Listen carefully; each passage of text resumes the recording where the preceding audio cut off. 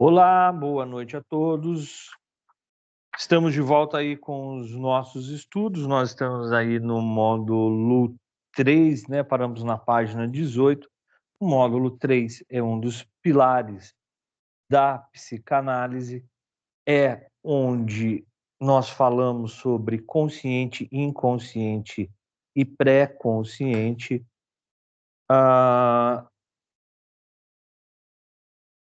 Vou fazer compartilhar a tela aqui com vocês. Não é compartilhar a tela. Inverter a câmera, espera aí.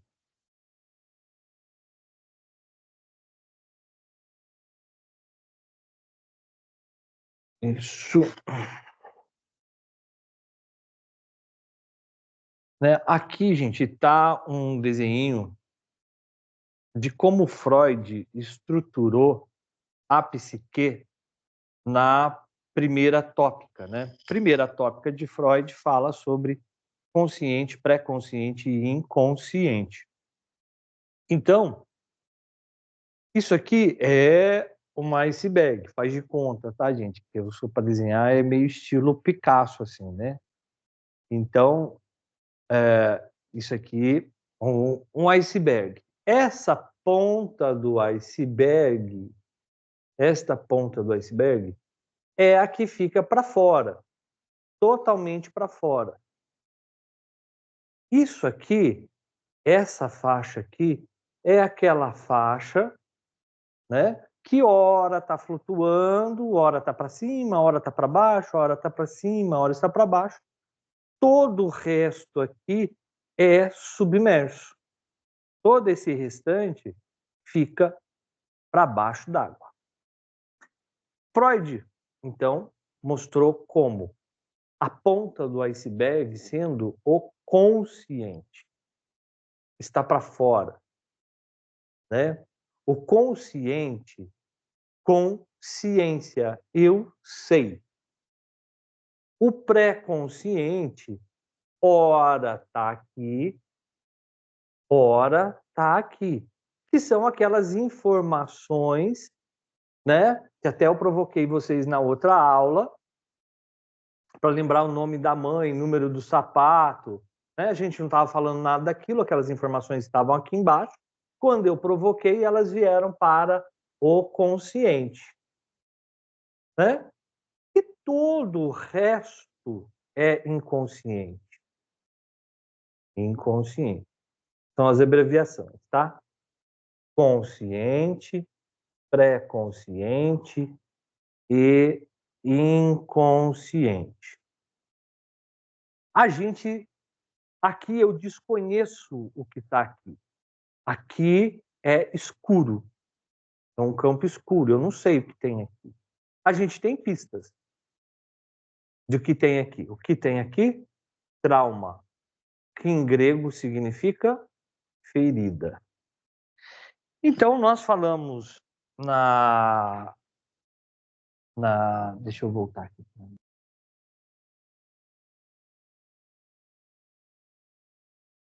Então, nós falamos na aula passada sobre o consciente, ou pré-consciente, falamos sobre o consciente, o pré-consciente, e demos um início aí no começo das formações do inconsciente. Do que esse inconsciente é formado?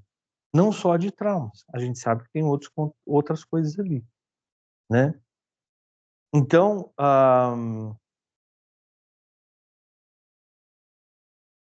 lembrando que o inconsciente, ele é imoral. Então, não existe moral no inconsciente, não existe lógica, não existe lei, ele é ilegal. Então, ali eu posso, no inconsciente, eu posso ter o desejo de cometer um crime, né? Eu posso ser ilógico como a representação do pai, da caneta, como eu citei para vocês, né? Então, o inconsciente, ele é atemporal. O que é atemporal? Não existe nem tempo nem espaço. Tempo e espaço pertencem à consciência. A gente sabe que hoje, dia 28 de janeiro de 2025, são exatamente 19h39, né? Cada um tem noção, sabe da onde está, sabe onde está. Estamos ouvindo o interfone tocar, né? Vou abrir a porta. Isso é consciência. Então, eu tenho noção de tempo e espaço. Já no inconsciente, eu não tenho essa noção. Imaginem vocês que agora, às 19h40, o tempo parasse. Eu vou ler aqui, a gente vai estudar, vai chegar uma hora que eu falo, gente, vamos parar por aqui, né? Porque eu acho que já deu tempo, porque não vai ter mais tempo, vai estar parado nas 19h40. Como que daqui, quando eu achar mais ou menos aí que a gente deve retornar à aula, eu mando uma mensagem no grupo, mando o link no grupo, fiquem de olho lá. Nós não vamos ter noção nem de tempo. Então, eu vou para casa, vou jantar, vou tomar banho, vocês também. Nós vamos dormir, nós vamos acordar no dia 28, às 19h40. E tudo que acontecer dali para frente vai estar inserido no dia 28, 19h40. Então, a aula que eu dei agora ainda está no 19h40. O banho que eu tomei ainda está às 19h40. O que eu comi ainda está às 19h40. Eu dormi e acordei às 19h40. E a vida segue às 19h40. É difícil fazer esse exercício mental, né? Porque a gente está acostumado com isso aqui, com o relógio, com o tempo. Tudo nosso é pautado isso aqui. Então, é assim que funciona o inconsciente. O que aconteceu quando vocês tinham 2 dias de idade, 1 dia, no nascimento? O que aconteceu com vocês quando vocês tinham 6 meses, 1 ano, 2, 3, 4? Está no mesmo dia.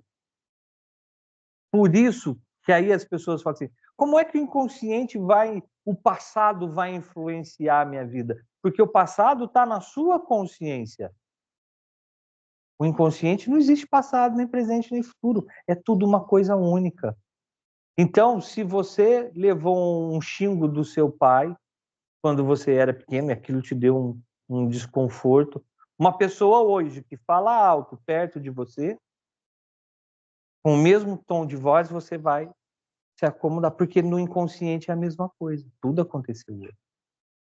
Você queria perguntar alguma coisa, Juliana? Oi, Lê, não entendi. É porque a hora que você estava falando que a gente come às 7 horas, dorme às 7 horas, eu fiquei meio confusa. Tá. Aí, agora que eu entendi que o inconsciente é atemporal. Tempo. Então, pro inconsciente, tudo são 7 horas, a gente come às 7, almoça às 7, janta às 7. Não tem tempo. Você só que você fez uma simbologia de... Exatamente. Ah, tá. Porque eu peguei e falei, eu estava acho que meio desatento aqui. Eu falei, nossa, tá meio complicado isso. Aí você explicou, agora eu entendi. É. Mas o consciente, ele é assim. Então, ele é atemporal, ele não tem nem tempo nem espaço. Por isso que o conteúdo que está nele, que aconteceu há 10, 20, 30 anos atrás, ainda influencia na minha vida. Ainda faz força e ainda faz pressão. Né? E a gente terminou isso. Eu vou ler de novo aqui o pedacinho para a gente pegar a linha de raciocínio sério. As formações do inconsciente. Somente pode ter acesso ao inconsciente através da manifestação na consciência, que são os sintomas, né? É através dos sintomas que eu sei que tem alguma coisa no meu inconsciente. Eu tenho medo de escuro. Isso é um sintoma. Né? Mas por que você tem medo de escuro? Tanta gente não tem medo e eu tenho medo do escuro. Isso é um sintoma. Que o sintoma veio na minha consciência. O sintoma, ele é real. Ele está na realidade. Eu sinto. Né? Eu tenho esse desconforto de escuro, de altura. Estou pegando esses exemplos que é mais fácil da gente exercer, mas aí vai. Né? Então, tem medo de altura. Eu sinto desconforto de altura, eu tenho pavor, tenho pânico. Eu chego lá, me sinto mal. Mas isso está na consciência. Da onde ele vem? Do inconsciente. Então, por isso que falo, somente pode-se ter acesso ao inconsciente através de sua manifestação na consciência. Eu subi, fui na montanha-russa, fui descer, senti alguma coisa? Não. Então não tem nada no meu inconsciente com relação àquilo. Né?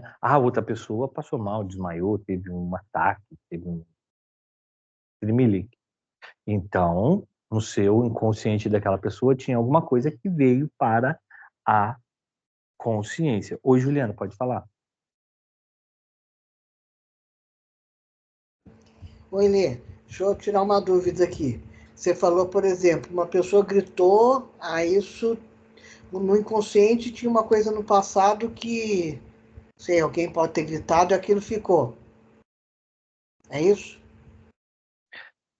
Sim. Então, deixa. São Não, os, peraí. são os Não, traumas. não, Traumas. deixa eu concluir. Que eu, Existe um trauma com a pessoa se ele se manifestar na consciência, através de algum sintoma. não, deixa eu ver que a minha dúvida aqui. Por exemplo, estão duas pessoas numa mesma situação. Por exemplo, nesse grito, uma afetou, outra não afetou, afetou a uma, não afetou a outra. Isso pode ser coisa de trauma ou pode ser da natureza do ser humano? Por exemplo, estou com eu e mais uma pessoa. Isso pode ser, eu posso ter reagido com incômodo com esse grito por algum trauma, ou só um exemplo também, ou por isso aí é da minha natureza mais sensível, não necessariamente um trauma ter me causado isso, ou por eu ser assim, não sei, a característica como é que fala? Da natureza do ser humano, a característica da personalidade Na ser verdade, mais. Juliana, o que acontece? Isso que eu estou colocando, isso é uma metáfora hipotética para que vocês assimilem o conteúdo. Mas nada me diz se tá eu e a Lorelai aqui, a gente escuta um grito, para mim é normal, para ela, eu tenho que analisar ela para saber se tem alguma coisa ou se ela tem fobia, se ela tem algum medo, entendeu? Não posso avaliar isso para você categoricamente assim. Não, uma pessoa que ouve o grito, não sente nada, e a outra ouve, tem alguma coisa, e a outra passa mal porque tem alguma coisa no inconsciente. Tudo sugere que sim. Mas eu não posso afirmar categoricamente. É preciso análise. Então, mas isso a gente vai ter ferramenta também para saber identificar. Isso que eu quis dizer, que Exatamente. A pode ser um investigação trauma, mas pode ser uma característica característica da personalidade da pessoa, do paciente. pode, mas nós só vamos saber Entendi. é só analisando esse sujeito que nós vamos saber se ele é traumático ou não. Ou se ele é simplesmente uma pessoa que tem uma hipercinesia auditiva. Né? Beleza. Escuto um grito, ou eu tenho uma calcificação no ouvido, escuto muito baixo, né? E não me assusto. Então é só através da análise. Uhum. Obrigada, prof. Por isso, a manifestação de conteúdos do inconsciente está distorcida e modificada na consciência. Lembra daquela historinha que eu contei lá nas primeiras aulas, nas primeiras apostilas, sobre o desejo de sair com a vizinha que estava de vestido verde, e aí mas eu não posso, isso na consciência não pode, né? A consciência é imoral, existe a moral, existe a legalidade, né? Então é ilegal, é imoral, é pecado. Não posso pensar nisso. Mando por inconsciente, mas o inconsciente quer. O id quer que eu saia com a vizinha de todo jeito. Tá bom, vamos Quer coisa, vamos transformar ela numa bicicleta. Quer coisa mais irracional do que isso? Né? Vamos transformar essa vizinha, então, numa bicicleta verde, e ele vai estar andando, pedalando, passeando com ela, maravilhosamente, tendo muito prazer em dar essas pedaladas. Né? Então, para vir na consciência, todo esse conteúdo, ele nunca vem claro, ele nunca vem objetivo. Ele vem distorcido e modificado. O inconsciente se revela num ato que surpreende e ultrapassa a intenção daquele que fala, de modo que o sujeito diz mais do que pretende dizer. Ao dizer, revela a verdade, né? Por quê? Porque muitas vezes eu falo, mas é uma manifestação do meu inconsciente. Por isso que, qual é a nossa ferramenta de trabalho? A fala. A gente não usa mais nada a não ser fala e escuta, né? E o nosso ouvido, aos poucos, ele vai sendo treinado a ouvir o inconsciente. Vai sendo treinado a ouvir a fala da pessoa. Né? Você vai falar, opa, aí tem alguma coisa. Verbalizou isso por quê? A gente não estava falando disso, por que isso veio na conversa? Né? Por que o tio apareceu nessa conversa? Alfonso, peraí, tem alguma coisa aí. Né? Então, o Lacan falava muito isso, que o inconsciente usa a linguagem, né, para se expressar. Então, ele usa a metáfora, ele usa a metonímia, né? E aí, na hora que a gente for ver Lacan, a gente não vai confundir a cabeça de vocês aqui. O importante é vocês saberem que muitas vezes o inconsciente fala mais do que a consciência. Né? O dizer mais produz e faz com que o inconsciente exista. E para que o ato de existência do inconsciente se efetive, é necessária a existência de um outro sujeito que o escute e o reconheça. Esse sujeito, portanto, é o psicanalista. Por quê? Porque se a gente estiver numa roda de amigos, de bar, todo mundo conversando, e eu falo alguma coisa que de repente está no meu inconsciente, aquele que não reconhece vai passar desapercebido. Ah, ele falou uma asneira lá. Ele estava brincando, estava bêbado, falou alguma coisa. Aliás, o bêbado rompe os filtros da consciência, né? E libera muito conteúdo inconsciente. Né? Cuidado com o que vocês dizem bêbados por aí. Ou alegres, né? Sobre efeito de álcool. É uma maravilha para liberar o inconsciente. Freud, então aqui assim a gente continua a aula que nós paramos ali nesse parágrafo anterior. Freud, em seu artigo de 1915 sobre o inconsciente, justifica o conceito de inconsciente como necessário, partindo de uns pressupostos de que os dados da consciência apresentam um grande número de lacunas. Seja em pessoas sadias ou doentes, ocorrem atos psíquicos para os quais a consciência não oferece explicação.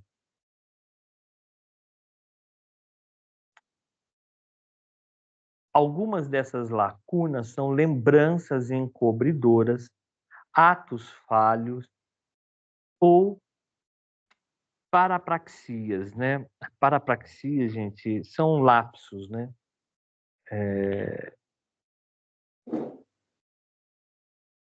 São, são escritos ou palavras, né? Que até mesmo que é ouvido, que eu falei alguma coisa e você entendeu diferente. Né? Sabe aquela historinha? Eu falei A, você entendeu B? Mas por que você entendeu B? Porque seu inconsciente quis entender B.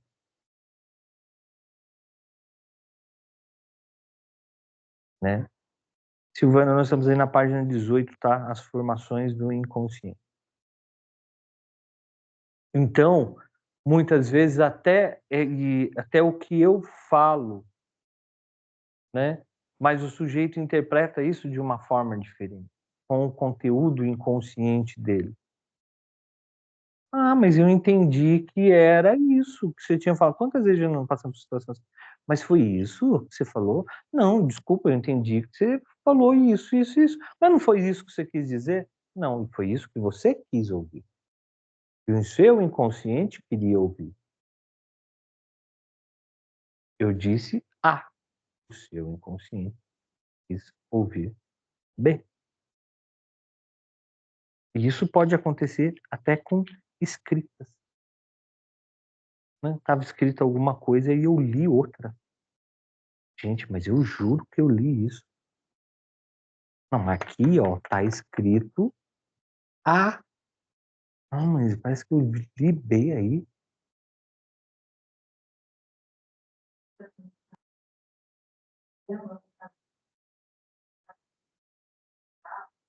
Exatamente. Também isso. Né? A Lorelade perguntando assim, a gente lendo uma mensagem no WhatsApp, a gente fala, fulano tá bravo. Como que eu vou saber? Se ele não xingou, se ele não te falou, se ele não te ofendeu, não fez nenhuma palavra que manifestasse a agressividade dele, né? Por exemplo, de repente ele fala assim, oh, por favor, você poderia ver tal encomenda para mim? E o cliente está bravo. Como que eu vou saber? Isso é uma percepção do seu inconsciente, sua. Né? E isso é o que é a parapraxia. Então, né? Então, as lembranças encobridoras estão no inconsciente, os atos falhos, ou parapraxis, que também são chamados de atos falhos, né? E a gente vai ver, estão nos inconscientes, sonhos, os sintomas psíquicos que só podem ser elucidados pela via do inconsciente. Os fenômenos lacunares trazem à investigação psicanalística o que o Lacan chamou de formações do inconsciente. São indicadores da ordem do inconsciente, os xistes, né? Xiste, gente, eu vou ler tudo, depois a gente volta. Então, são indicadores da ordem do inconsciente. Os xistes, os sonhos, os atos falhos, os sintomas produzem uma descontinuidade do discurso consciente, mas também um sentimento de ultrapassagem, fazendo que o sujeito se sinta atropelado por um outro sujeito que ele próprio desconhece, mas que o domina e impõe a sua fala, o que acarreta a troca de nomes, esquecimentos e que se escapam a um sentido, né?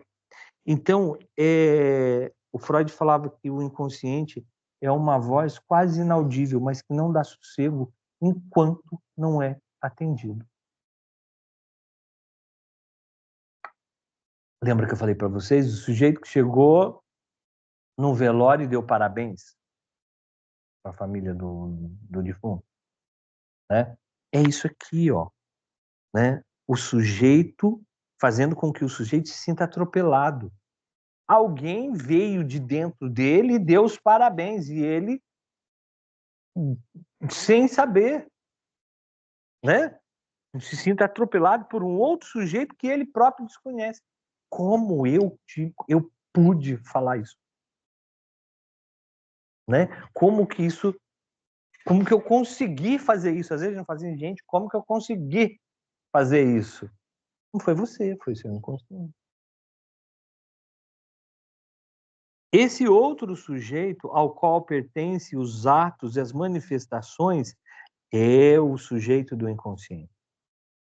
Falemos sucintamente sobre as manifestações do inconsciente nos atos falhos, nas lembranças encobridoras e nos sonhos. Vamos ver o que é o ato falho, então. Voltei a falar o xiste. O xiste, gente, é humor, né?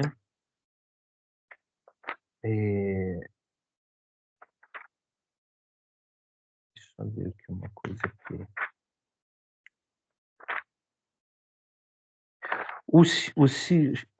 Não vou achar agora, mas depois eu passo para vocês. O xiste, gente, é humor. O Freud falava que até mesmo uma manifestação de humor revela um conteúdo meu inconsciente. E que quando eu rio de uma palhaçada que o cara faz, o conteúdo inconsciente dele vem de encontro ao meu. Por isso que há essa troca. Por isso que o comediante está lá em cima, fala algo e me soa engraçado. Porque eu também estava pensando naquela forma. Né? Eu vou contar uma piada aqui para vocês, já falo com vocês, Júnior. Eu vou contar uma piada aqui para vocês. A dita piada, né, de mau gosto, mas só para exemplificar, né?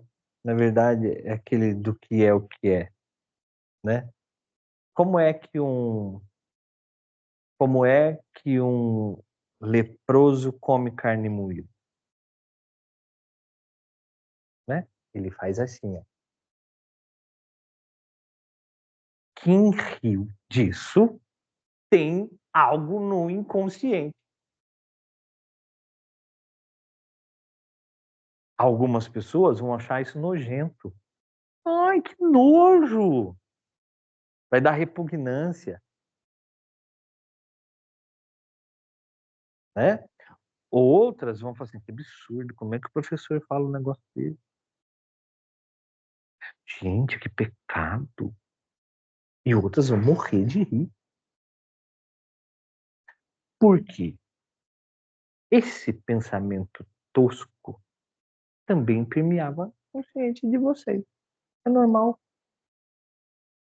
Porque nós vivemos numa sociedade em que quem agora está mudando, né?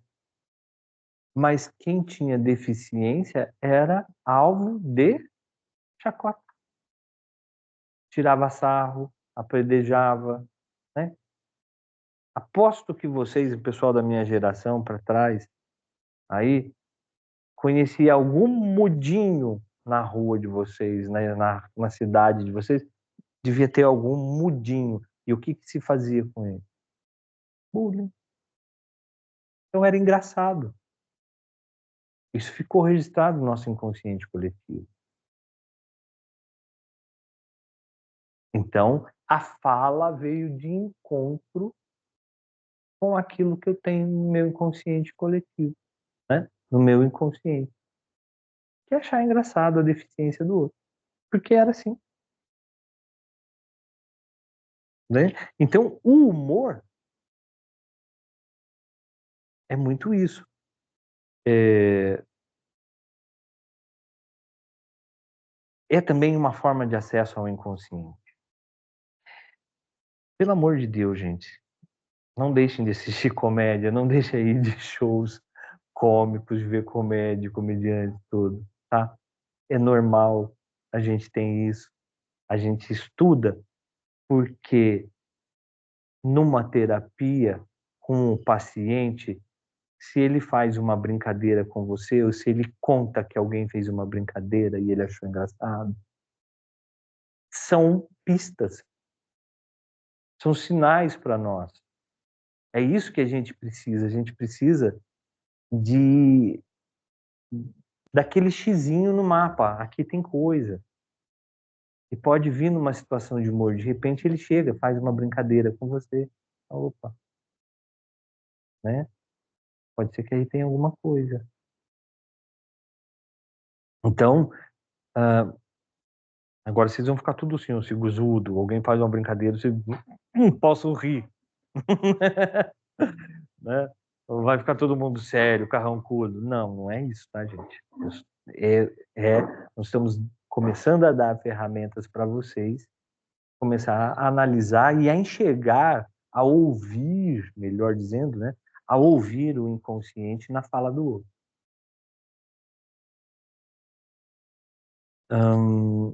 Você queria perguntar alguma coisa, Juliana? Oi, Lê. Não, queria comentar duas coisas. Por isso que o psicanalista, como você falou desde o começo, a gente tem que estar aberto a tudo e não pode ter preconceito com nada, nem com, né, com nada, com nenhum tipo de atitude. E aí, vem na minha cabeça agora, o profissional de psicanálise não é qualquer pessoa que pode ser, né? Qualquer um pode fazer o curso, mas não é qualquer pessoa que consegue ser um bom psicanalista. Não, isso sem preconceito, mas penso eu que você tem que ter, não sei, uma visão ampla, aberta, global e sem preconceito mesmo, senão você não seria um bom profissional, não será um bom profissional, não é isso? Na verdade, o psicanalista, ele tem que aprender a normalizar, entendeu? A normalizar as situações. Por exemplo, chega a pessoa aqui e fala para você. Ontem eu estava dando uma aula sobre o último módulo da apostila, que são as parafilias. E aí entram umas bizarrices, né? Ah, tá. Tem olfafotafilia, que é a pessoa cheirar as partes íntimas da outra. Tem tara disso. Aí o pessoal, nossa, tá, mas se alguém chegar aqui e falar isso para você, é normal. Você tem que aprender a normalizar as coisas, né? Mesmo você sabendo que isso se trata de um traço de parafilia, que ele sofre de uma parafilia. Parafilia, todas são criminosas? Não. Se o outro deixa, se o outro consente, não há crime. Só há crime quando existe um código de leis. Por exemplo, a necrofilia é crime. Por quê? Existe um código de leis que você tem que cumprir com o cadáver. O que você descumpriu daquilo com o cadáver é vilipêndio de cadáver. Então tem muitas coisas que você não pode fazer com o cadáver. Já morreu, não tem nada ali, mas não pode. Está lá no código de lei que é lei. E não pode, então você não pode fazer, porque senão é crime. Então transar com cadáver é crime. Ah, mas no tal país não é. Lá não é, aqui é. Né? Então, uma parafilia pode ser crime dependendo da situação. E eu tenho que normalizar isso. Então, a Lorelai está perguntando se é o tempo que vai fazer normalizar. Também, mas você já tem que começar a fazer um exercício que é o seguinte, não julgar. Exatamente isso. Não julgar. Você olhar com ter o olhar psicanalítico. Tá, por que essa pessoa tem essa parafilia? Né? Por que essa pessoa gosta de transar com cobra, gosta de transar com cadáver? Né? Por que ela gosta de comer excrementos? O que tem nesse inconsciente? Se eu for olhar com o meu olhar leigo, eu vou ficar indignado, eu vou achar pecado, eu vou achar repugnância. Né? Mesma coisa, eu tenho uma doutrina religiosa, né? Eu tenho as minhas crenças. E eu já recebi pessoas aqui com crenças mais distintas possíveis. Eu tenho que normalizar a crença dela, mesmo que eu ache que muitas vezes na, lá fora eu acho aí que não tem nada a ver. Mas aqui dentro eu não posso fazer isso. Eu tenho que respeitar, ouvir e normalizar. Então, eu tenho que estar aberto a tudo. A palavra melhor é isso. Tudo que vocês ouvirem aqui é normal. Né? E foi interessante uma vez uma paciente falou isso. Nossa, mas tudo que eu falo para você, você fala assim, normal, tá bom. Isso mesmo, você queria que eu falasse o quê? Não, porque a gente ouve falar que isso... Mas isso você ouve lá fora. Aí você não precisava vir. Né? Eu tô aqui para te ouvir, te entender o seu posicionamento, a gente tentar ver o que te faz sofrer dentro desse posicionamento. Para ser julgada, você é julgada lá fora. Eu não tô aqui para te julgar. Né? Então é isso, Juliana. Normalizar. Tá? Sem preconceito. Olê, ai, desculpa, posso dar mais uma? Fala. É que hoje eu conversando com um amigo, que eu tô psicanálise, eu tô usando a psicanálise no meu dia a dia tudo. Tipo, eu acordo psicanálise, como é que fala? Profissional psicanálise e durmo. Tudo na rua, tudo para mim tem. E aí a gente conversando, ele dá. Não sei como é que surgiu o assunto, daí, por exemplo, pai tem relação com filho, relação sexual. E aí ele falou, isso para mim é doença. E aí a lei, então, aí sim, quer dizer, a gente tem que normalizar tudo. Mas acho que por isso que falava que o Freud também era tarado, era, como é que fala, era maluco, porque não sei, acho, até que ponto é uma questão social, acho Tá? que questão social, cultural, não que igual, antigamente achava que o homossexual era doença, não é uma doença. Sexo entre familiares, doença. O incesto. Aí, é. Olha, só assim Incesto. uma coisa, para psicanálise, o que é doença? Então, o incesto é crime. Mas não é doença. O filho transar com... O pai transar com o filho é crime. Depende da situação, Juliana. Hum. E quantos anos tem essa criança? Não, você está perguntando para mim? Então, Ah, você está perguntando, a gente estava falando assim, assim, ao pai sei, transar com um filho geral, não, é não era. doença. Aí eu vou, pai transar com filho, eu vou normalizar isso? Qual é a idade desse filho? Hum. Tem 2, 3, 4, 5 anos? Aí é doença. Aí é pedofilia. E pedofilia é doença. É uma parafilia, Hum. entendeu? Aí é doença. Agora,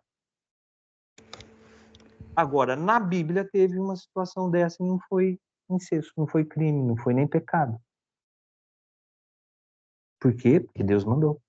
Deus mandou lá as meninas lá embebedar o pai, porque não tinha homem na tribo, para não acabar com a tribo. Não lembro quem, não lembro passagem. Mas se vocês procurar aí, vai ter. Embebedar o pai e transar com o pai para não acabar a tribo, para não acabar a família. E aí não foi pecado, e aí não foi incesto. Ah, tá. A filha consentiu, tá de bom. Tem relato desses aí, viu? De filha casada com o pai e que tá tudo Uhum. entre eles. Ela já era de maior, tá, quis ficar com o pai, quis ter relação com o pai, tem filho com o pai e tá tudo bem. Sim. Olê, mas se Então, for. a Desculpa. gente precisa, novamente, não podemos julgar, nós temos que analisar o caso. Que Não você dá falou. para falar para Desculpa. você que é doença, é pedofilia, é aquilo. Precisamos julgar o caso, analisar o caso. É que você falou agora da Bíblia, e aí pensando assim, quem acredita não no evolucionismo, no criacionismo, desde que do começo já tinha incesto, porque se era Adão e Eva, transaram-se irmãos com irmãos, filho, não é? Se Então, for seguir o contexto bíblico a gente da, tem... da criação, Exatamente. Então, para se julgar, né, o nosso lugar não é de julgamento. sim. Nosso lugar é de ouvir e tentar entender o que tem no inconsciente dessa pessoa e que lhe causa conflito, né? E é uma patologia, ela tem algum transtorno de personalidade, porque a pedofilia é um transtorno de personalidade, né? Transtorno de personalidade parafílico. E aí, dentro da parafilia, eu tenho um caminhão de parafilias. Então, algumas delas é criminosas, outras não. E nós vamos estudar isso também, né, Lê? Está no último módulo do curso. Sim. Grandes síndromes da psiquiatria. Porque para isso tem medicamento, né, para controlar um exagero sexual da pessoa. Há controvérsias, nós vamos ver isso lá para Tá. Ah, desculpa, é que é tão interessante que eu já quero, a gente quer perguntar, falar. primeiro. Vamos lá. Os atos falhos ou lapsos foram um dos fenômenos para quais Freud voltou a sua atenção. Eles são indícios seguros do determinismo psíquico e dos movimentos inconscientes, ou seja, que tais comportamentos possuem um significado e não ocorrem casualmente. Então, um ato falho, ele nunca vem assim despropositalmente. Ah, foi um erro, foi uma falha, né? Eu quis dizer isso e acabei falando aquilo. Não, ele tem uma intenção. Quando eu desejei parabéns lá para a família do defunto, tinha uma intenção no meu inconsciente de dizer aquilo. Não foi algo casual, desproposital. Teve um propósito. Esquece-se o nome de alguém, mas sabe-se o nome de outros, que são lembrados ou sugeridos e não correspondem ao nome esquecido, né? Então, aquela coisa, né? Aquela famosa coisa na hora H, chamar o nome do amante, né? Tá com o Pedro e, ai, João, né? Tá com a Maria e ai, Severina. Mas peraí, quem que é Severina? Não, falei Severina? Nossa, né? Realmente você queria estar transando com aquela outra pessoa. Então, e como que trocou o nome se eu sei o nome da outra e eu esqueci o seu? Quer dizer que o esquecimento aqui não é uma falha da estrutura do cérebro. O inconsciente fez isso. O seu cérebro está perfeito. Ele não esqueceu o nome de ninguém, só do sujeito em específico, né? A pessoa não tem que desejou parabéns lá, né? Ele não tem um problema de cognição mental. Ele entende, é perfeito. O cérebro dele funciona perfeitamente. Como é que isso saiu? Não foi uma falha do cérebro, foi uma manifestação do inconsciente. Houve-se algo que não foi dito realmente. Escreve-se o que não era intenção de escrever. Todos os atos falhos baseiam-se no esquecimento. Porém, nenhuma pessoa sadia está alheia a esses esquecimentos. De acordo com Laplanche e Pontals, os atos falhos consistem naquilo cujo resultado visado não foi atingido. Então, né, no meu inconsciente, algo não foi atingido ainda e o ato falho consegue fazer isso, consegue realizar aquilo. O sujeito atribui as ações que ele não conseguiu realizar bem como derivadas de sua distração, né? Foi uma distração, desculpa, de vez de falar meus pêsames, falei palavrão, ou falei parabéns, ou ocorridas por acaso. Freud demonstrou que os atos falhos possuem compromisso entre a intenção do sujeito e o recalcado. Então, há uma intenção num ato falho. Aquilo que está recalcado, que está lá embaixo, quer sair. E sai. Sendo assim, o ato falho é um ato bem-sucedido. Nossa, que mico! Como é que eu desejei parabéns para a mulher? O marido dela morreu. Nossa! Na sua consciência, foi trágico, foi péssimo. Mas o seu inconsciente está assim: conseguimos! Aquele cara era um mala, era um chato, era um cara nojento, não gostava dele mesmo. Ainda bem que morreu.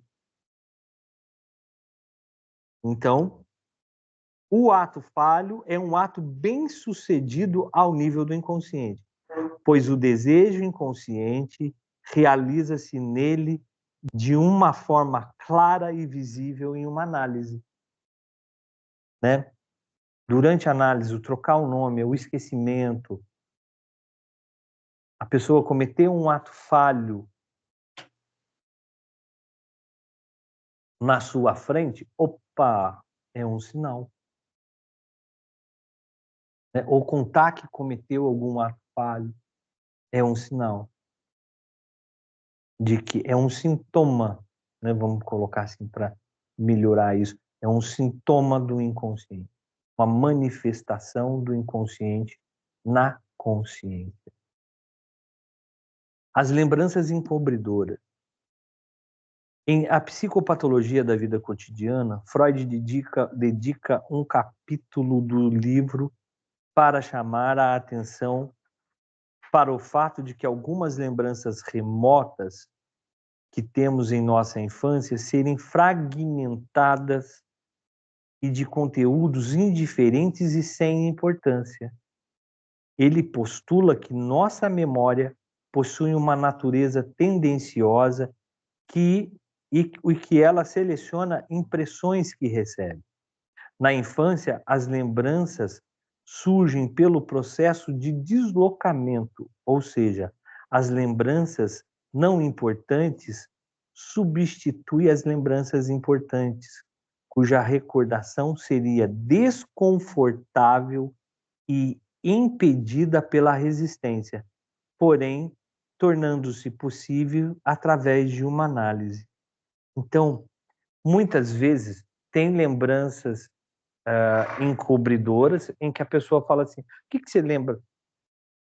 Isso, gente, é uma coisa que, assim, que é fantástico você fazer numa análise, né? E eu sempre faço. E eu vou fazer agora com vocês. Quando eu digo infância, a primeira coisa que veio na cabeça de vocês, a primeira, não pensa muito, é o que veio. Quer falar a sua, Lore?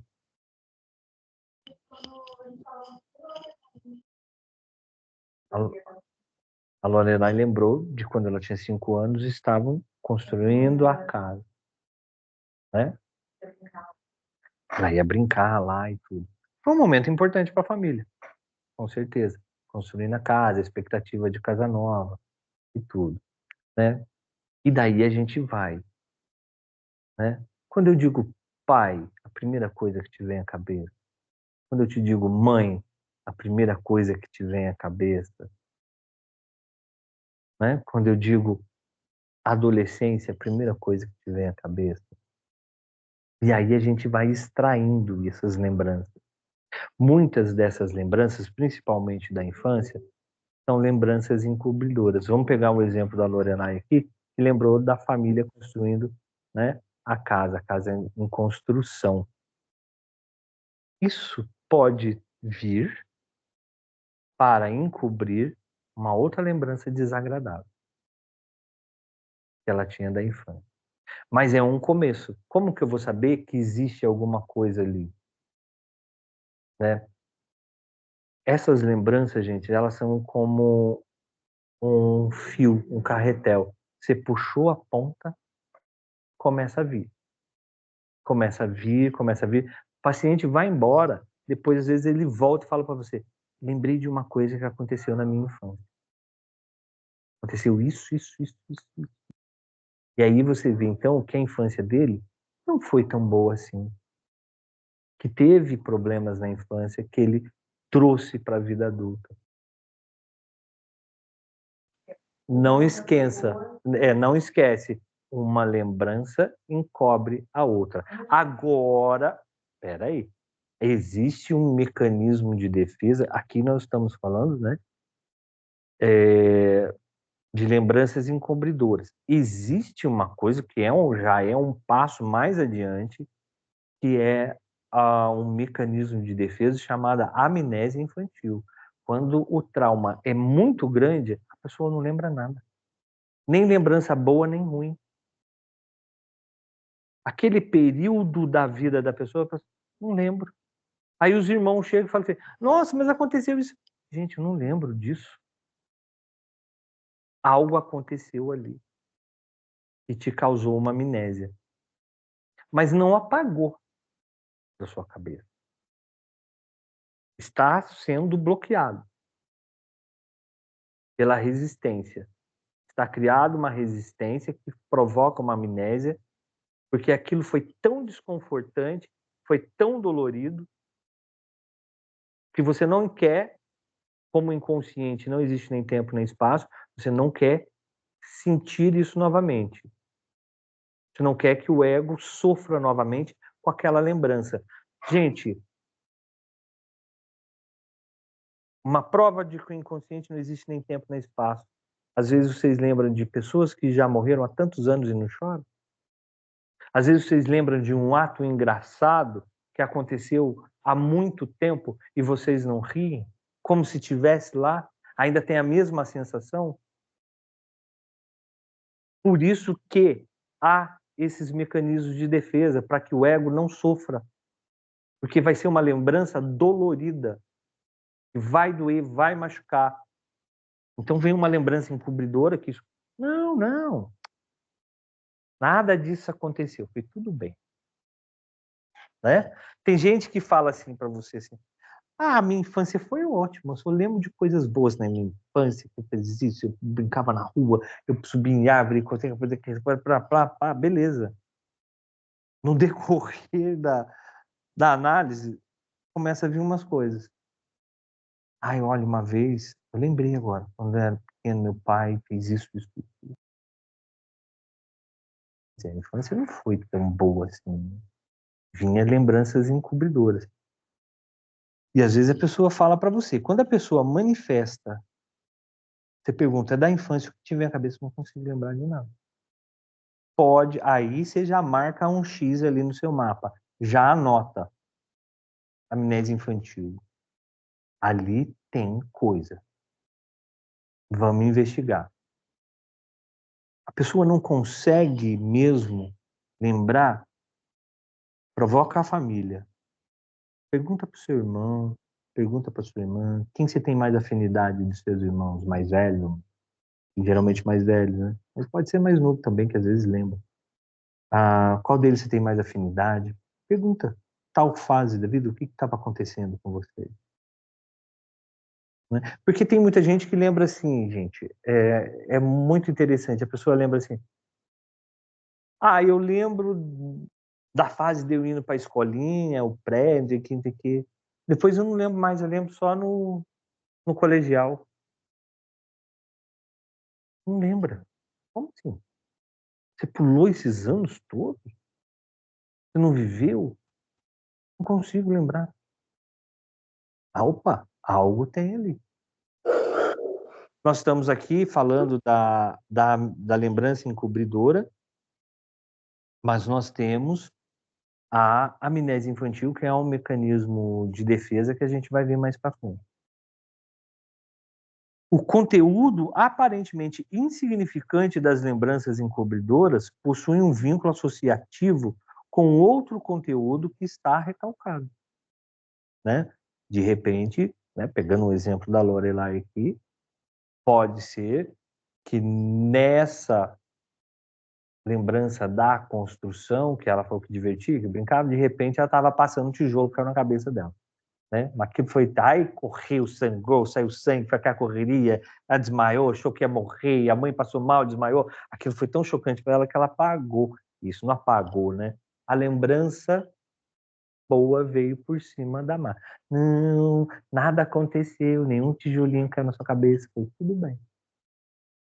E aí, lá para frente, isso vem, ou a irmã dela, alguém chega e conta. Nossa, você lembra que quando caiu um tijolo na sua cabeça, quando a casa estava sendo construída? Não lembro. Mas caiu, você não lembra? Não. Nossa, então foi ruim mesmo, é que você até desmaiou, você não lembra de mais nada. Né? Então é assim que funciona esses sistemas do inconsciente.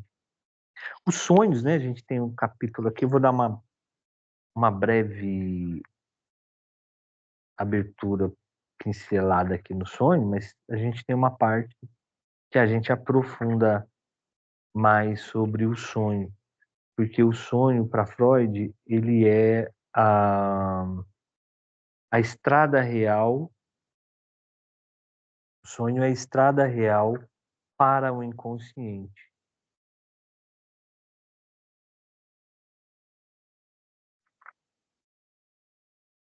Então vamos lá.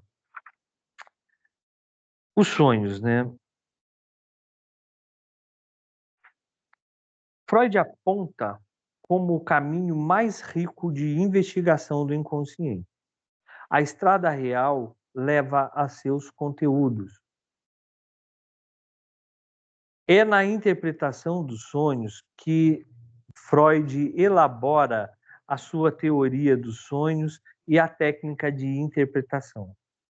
Os sonhos são realizações disfarçadas dos desejos proibidos inconscientes. Né?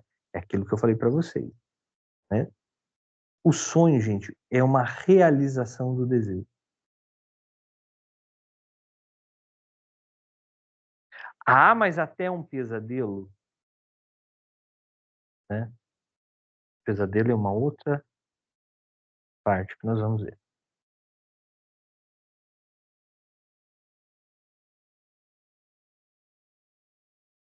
Vamos lá. Mas o sonho é isso, é a realização dos desejos inconscientes. Lembra da historinha lá de sair com a vizinha, né? Era um desejo inconsciente sair com a vizinha. Vamos sair com a bicicleta. Vamos andar de bicicleta.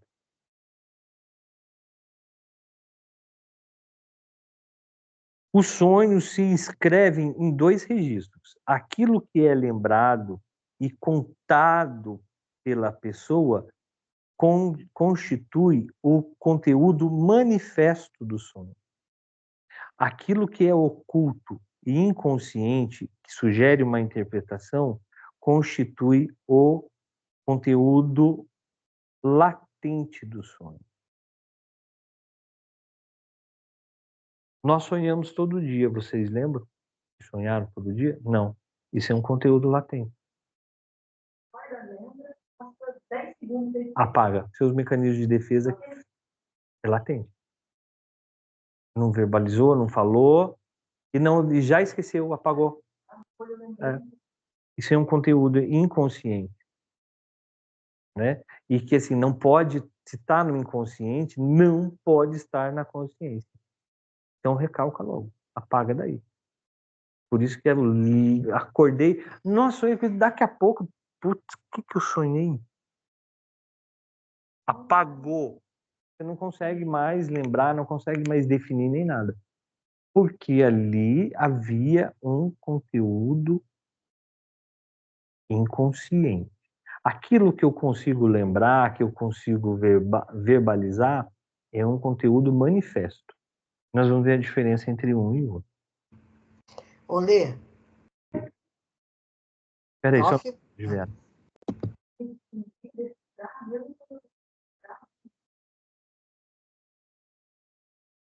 A Lorelai está perguntando se o Freud conseguia decifrar o sonho mesmo quando a pessoa não conseguia lembrar. Não. Quando ela não lembrava, não tinha jeito dele fazer nada, né? Ele não tinha porque apagou o registro. A pessoa fala, não sonhei. Quer dizer, ele sabe que a gente sonha toda noite. Eu não lembro porque existe os mecanismos de defesa, não deixa que ele acesse a consciência para que eu sonhe, que eu lembre. Né? Aquela coisa que a gente fala, sonhei preto. Né? Ninguém sonha preto. Tem aquele blackout. Você continua sonhando. Tanto é que isso é comprovado com a ressonância funcional, né? Acompanhamento, mapeamento cerebral. Quando a pessoa está dormindo, várias áreas do cérebro estão sendo ativadas. Né? Dá uma diminuição de energia e tudo, mas algumas áreas começam a piscar ali. Eles falam que está sonhando. Né? Então, você lembrou do que você sonhou ou não? Não lembrei, não sonhei. Sonhei preto. Não, os mecanismos de defesa da sua consciência, da sua pré-consciência, não deixaram que você lembrasse desse sonho. Por quê? Porque é um conteúdo recalcado, reprimido. É um desejo, de repente, de matar o seu chefe. Vontade de matar meu chefe. Mas eu não posso matar meu chefe, né? Recalca, manda isso lá embaixo. E toda noite você sonha que você está matando ele, está realizando esse desejo, né? Mas os mecanismos de defesa falam, não pode. Não pode vir para a consciência isso. Fica aí embaixo. Você acorda e não lembra. Certa feita, você lembra, você sonha que você pegou um tomate e fez assim... Aí você fala, nossa, que sonho estranho. Sonho que estava amassando um tomate com a mão. Né? E o seu chefe tem a cara vermelha. Parece um tomate. O consciente fez a representação ali. Vamos matar o chefe hoje, vamos. Mas não pode chegar lá na consciência. Já barraram a gente um monte de vezes. Né? Ah, mas o que o chefe dele parece? Um tomate. Então vamos macetar um tomate. O tomate vai passar fácil lá. Sonha que você está esmagando um tomate. E aí Freud começava a interpretar esses sonhos, porque ele conseguiu a diferenciar o que era um conteúdo latente e um conteúdo manifesto. Vamos lá. A interpretação dos sonhos consiste num percurso que vai do conteúdo manifesto ao conteúdo latente. Esse trabalho de interpretações dos sonhos se realiza a nível da linguagem, do discurso do sujeito e não das imagens oníricas que o paciente recorda. Né? O que isso quer dizer? Que é a forma que a pessoa verbaliza o sonho. Às vezes tem muito mais importância do que a imagem. Né? O discurso do sujeito, como o sujeito conta aquele sonho. Porque tem gente que está contando sonho, parece que está contando algo que aconteceu realmente. Né? E ali você pode perceber o pavor, você pode perceber a alegria, você pode perceber vários sentimentos na forma da pessoa contar o sonho para você. Então, quando a pessoa estiver contando um sonho, não se preocupe nem muito com as imagens em si, assim com a fala, como ela descreve, qual é a sensação que ela está transmitindo através do discurso.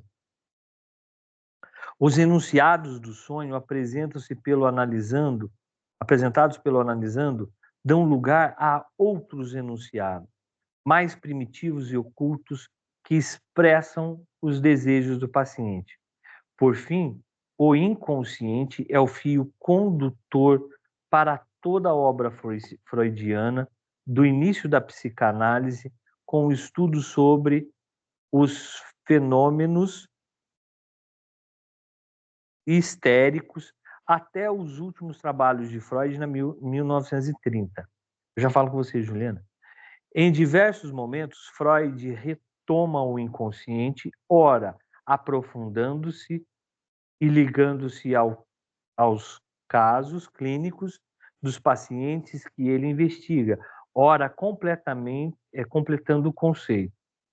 Um exemplo disso é a construção da primeira tópica, onde Freud postula que o aparelho psíquico, sobre o ponto de vista topográfico, ou seja, psiquismo é dividido em 3 instâncias, lugares psíquicos, o consciente, o pré-consciente e o inconsciente. Então aqui, gente, não vou entrar no sonho ainda, depois nós vamos aprofundar nessa parte do sonho. É só para vocês entenderem que, assim como as lembranças incumbidoras, os xistes, os atos falhos, né, os sonhos são manifestação do produto do inconsciente. Depois nós vamos falar sobre a análise do sonho. Oi, Juliana, você queria falar alguma coisa? Olha, mas então você falou que vamos aprofundar depois, mas só uma pergunta. A gente deve pedir para o paciente anotar, e particularmente falando, por exemplo, de mim mesma, se eu anotar todo, porque eu sonho quase todo dia, a hora que eu acordo eu lembro, depois no decorrer do dia eu esqueço. Para uma autoajuda também seria legal eu começar a dar uma anotada nos meus sonhos? Pode, E quando eu né? começar a atender, eu pedir para os pacientes anotarem, ou isso ajuda ou Sempre assim. Olha, diferente? eu particularmente, embora seja freudiano, eu não trabalho muito com sonhos, a não ser quando o paciente traz. Ele chega e fala, sonhei com isso, tá? Então vamos lá, o que você sonhou? Mas eu não fico pedindo para o paciente anotar o sonho, trazer. Aí vai de cada um. Por quê? Eu acho que tem outras ferramentas mais importantes para você se trabalhar numa sessão de 50 minutos, gente. É muito rápido, né? E a gente sabe que hoje em dia não dá para a pessoa... Na época de Freud, a pessoa ia fazer análise todo dia. Não dá para a pessoa vir fazer análise todo dia. Tem gente que até fala, eu quero fazer todo dia. Mas você tem custo, a pessoa não tem tempo, não tem... Né? Quando começa a dar resultado, a gente quer mesmo, todo dia fazer. A gente não vê a hora de chegar na sessão. Então, eu acho que assim, porque às vezes para você debruçar e decifrar um sonho é muito complexo.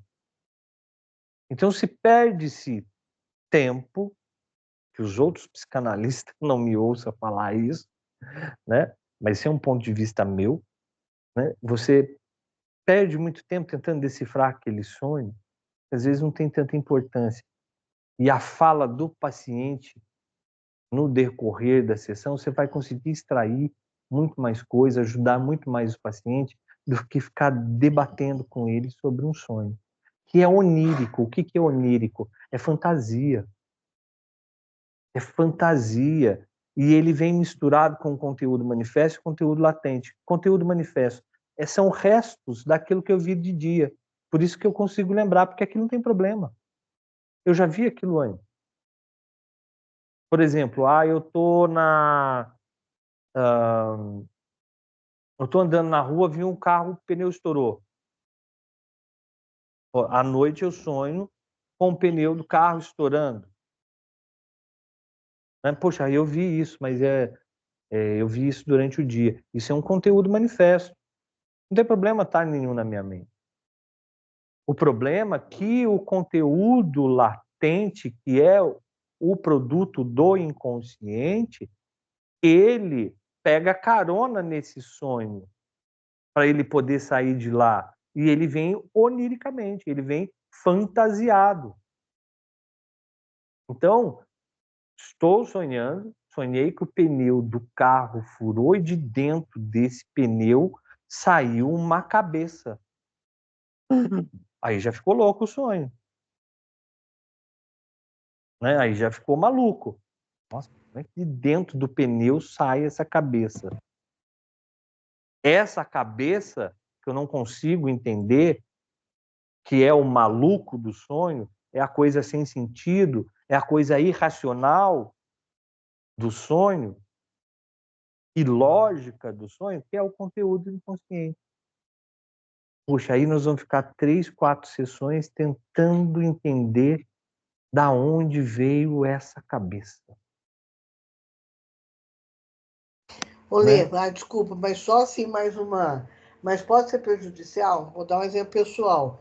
Porque eu amo sonhar, sonho todo dia. Aí, às vezes eu falo, nossa, minha vida tá tão sem graça que tá. Por isso que eu acho que eu durmo muito. Porque, nossa, meus sonhos são incríveis. E aí estou dando exemplo pessoal meu, mas isso pode prejudicar? Porque eu gosto, nossa, eu falei, será que eu amo tanto Juliana, dormir por isso? a Não, Juliana meus colocando, sonhos são incríveis. a Juliana Incríveis. está colocando que ela adora sonhar porque os sonhos dela são incríveis. O que nós falamos antes? Os sonhos são realizações dos desejos. Você realiza todos os seus desejos sonhando. Por isso que é incrível. Pode ser prejudicial? Até que ponto você se realiza sonhando e não na realidade? Na vida. Na É. vida, entendeu? O que você está deixando de viver na realidade? Porque no sonho não tem limite. Eu realizo Não. tudo, E acontece né? mais fácil do E, que na vida. acontece do que mais fácil na vida. Então, muitas vezes o que você está fazendo é o quê? Eu estou usando a fuga para o sonho, para eu sonhar e realizar aquilo que eu quero, porque na vida real eu não tenho força, eu não tenho coragem, eu não tenho condições de realizar. Então, pode ser prejudicial? Pode sim. É que nem o mecanismo de defesa. Quando eu uso muito mecanismos de defesa na minha vida, você fala, pô, mecanismo de defesa é um negócio legal, impede que eu sofra que o ego, que sou eu, sofra. Mas se eu começo a usar muito mecanismo de defesa, o que acontece? Me impede de fazer um enfrentamento na realidade. Eu fujo da realidade. Eu fujo do enfrentamento. Eu fujo do embate. Né? Então, pode ser prejudicial, sim. Sob o ponto de vista dinâmico, essas 3 instâncias estão em constante conflitos de força de desejo inconsciente que querem ser manifestados e emergidos no campo da consciência contra as forças que operam para a não satisfação. Gente, eu quero matar o meu chefe, mas eu não posso pensar isso. Então fica esse conflito dentro de mim.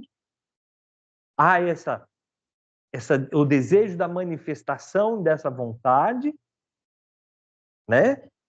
E as contra-forças que operam para a não realização desses desejos. Não pode. É crime, é pecado, não pode. Não pode nem pensar isso, cara. Fica aí do seu canto. Mas eu quero, e fica. É que nem uma mola apertando, né? Apertando, apertando. Anos mais tarde, Freud reformula a teoria do aparelho psíquico e postula a segunda tópica, nomeando as instâncias em id, ego e superego. Segundo Kuznetsov, a segunda tópica não anula a primeira, mas integra instâncias no consciente, pré-consciente e inconsciente, e atributos e qualidades. Então, num primeiro momento, Freud só colocou na primeira tópica consciente, pré-consciente e inconsciente. Ele dividiu a estrutura da psique. Na segunda tópica, ele acrescentou moradores nesses lugares. São o id, ego e superego. O ego é consciente. O pré-consciente e inconsciente, o pré-consciente o ego é consciente, pré-consciente e inconsciente. O ego habita as 3 instâncias, tá? O superego é uma pequena parte pré-consciente e o resto se enraiza no inconsciente. O id é todo inconsciente. Então a gente tem o ego que pega as 3 estruturas, consciente, pré-consciente e inconsciente, Nós temos superego, que fica ali pré-consciente e inconsciente, e nós temos o id, que é só no inconsciente. Com a segunda tópica, Freud postula um novo sistema que dá ao aparelho psíquico um aspecto antropomórfico, né? Que antropomórfico é um conceito filosófico que associa as formas humanas, né?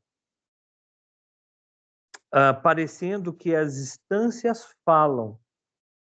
Por exemplo, o superego é sensor, sádico, uma parte do ego luta contra a outra e assim por diante. Com isso, há uma aproximação analógica entre a teoria do aparelho psíquico e a vida fantasmática que habita dentro do sujeito. Contudo, após o falecimento de Freud, a psicanálise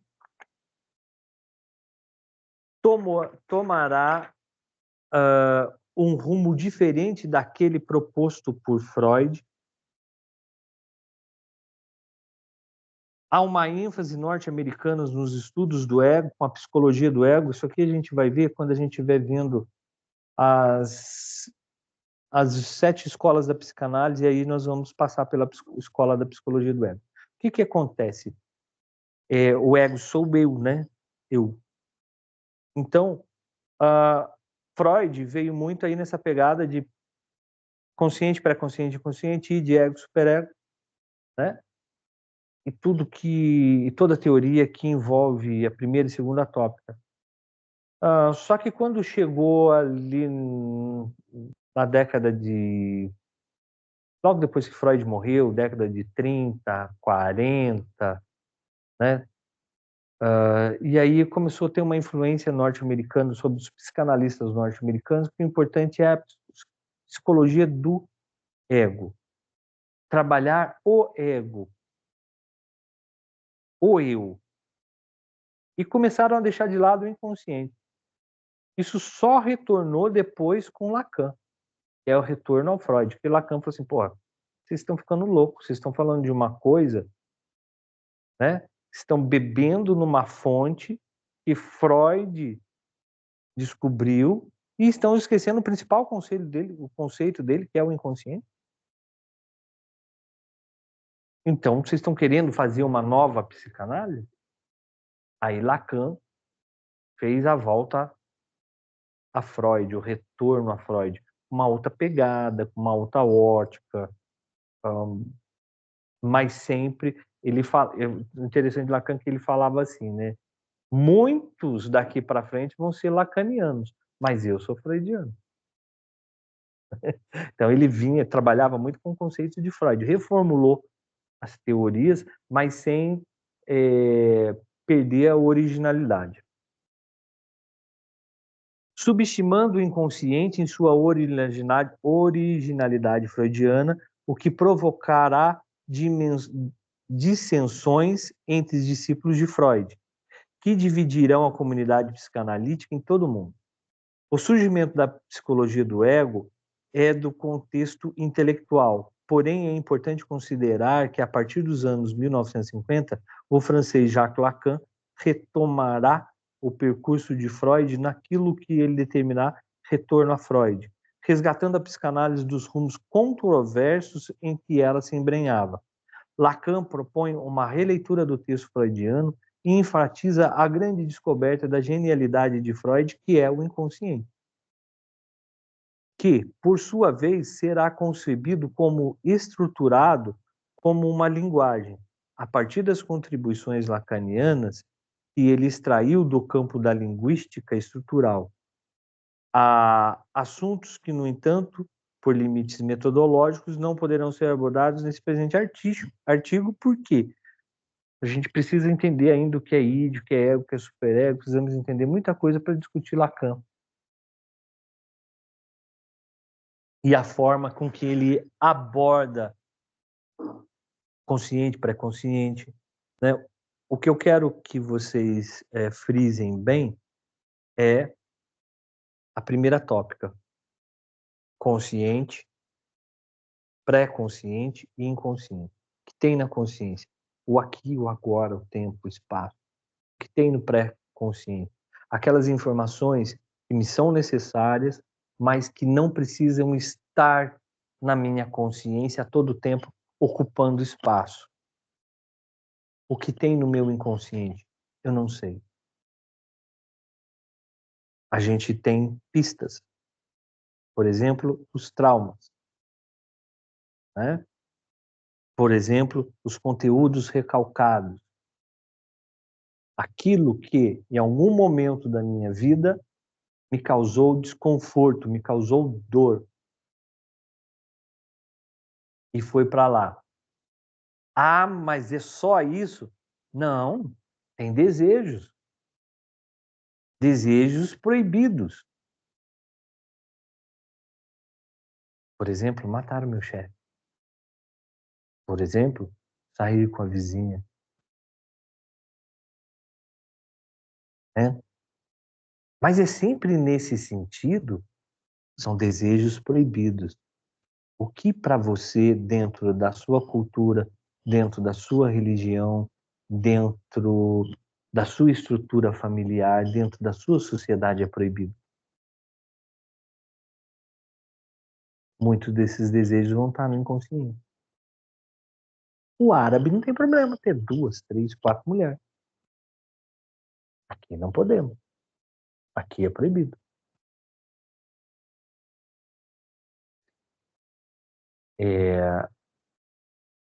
Eu tenho uma conhecida que há muito tempo, na década de 90, quando foi o boom dos brasileiros indo para o Japão, né? Um monte de brasileiro foi para o Japão. Aí chegou lá e ela foi tomar banho de praia, foi na praia, tirou a roupa e entrou de biquíni. Foi presa. Porque lá eles iam na praia andar de terno. Eles andavam vestidos na praia. Na praia não é um lugar para nadar. Agora eu não sei como é que tá, né? Depois a Natália conta pra gente. A Natália morou um tempo no Japão aí.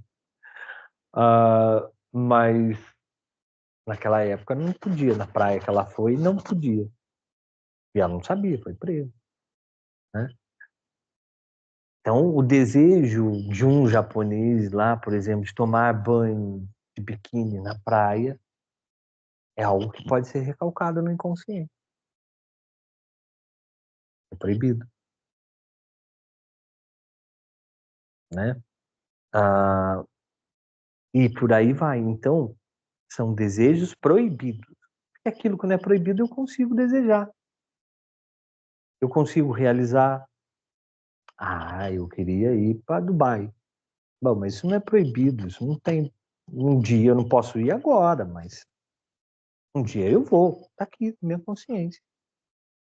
Não tem motivo para ir para o inconsciente, né? Então, gente, eu quero que vocês façam esse entendimento bem, fique bem claro isso para vocês, as ações dessas estruturas na nossa psique, do consciente, do pré-consciente e principalmente do inconsciente. Tá bom? E semana que vem a gente vai para a segunda tópica, na página 20. Boa noite a todos vocês. Se ficou dúvida, por favor. Quem não enviou o trabalho ainda, envie. Tchau, gente.